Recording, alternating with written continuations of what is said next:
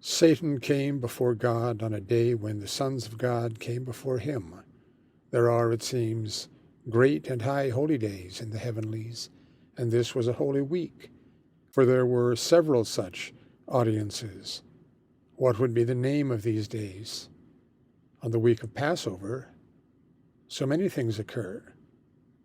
Satan had been stalking across the confines of the earth, pacing between its pillars. Now he returned to the courts of his banishment. Was he in shackles, paroled from his confinement for a time, but wearing his dishonor? Or was he proud, degenerating countenance symbol enough of his state? In any case, from his depredations he was summoned, and stood or kneeled before the Lord. Consider blameless Job, invited God.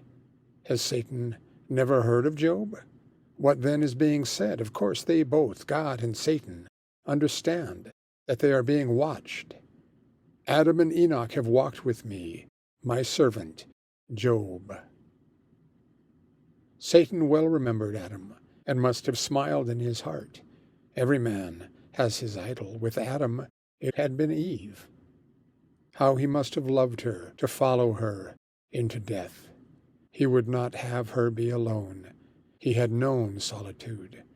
Well has Satan considered Adam, and smiles. Satan would have gone to gloat in Sheol, save the shade was sleeping.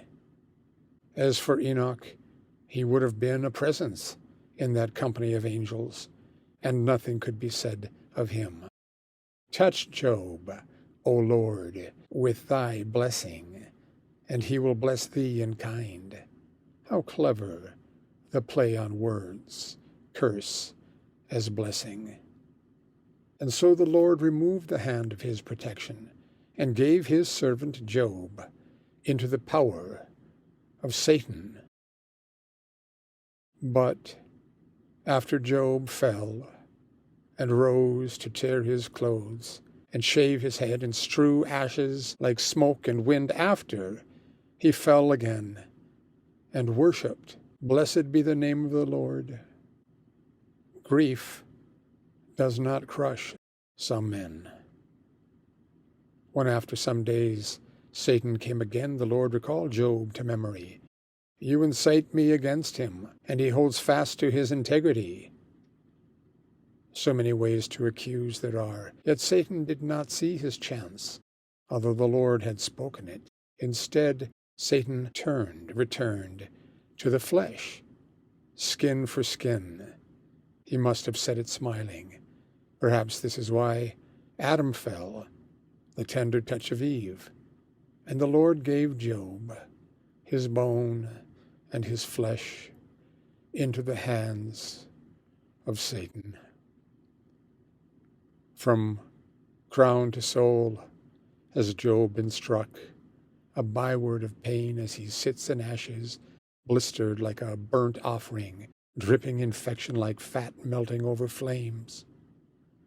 Would that I had died in my mother's womb, he cries. Would that I had never been born. But he cannot die. And though he would not cling to life, he holds to his integrity. He is not crushed.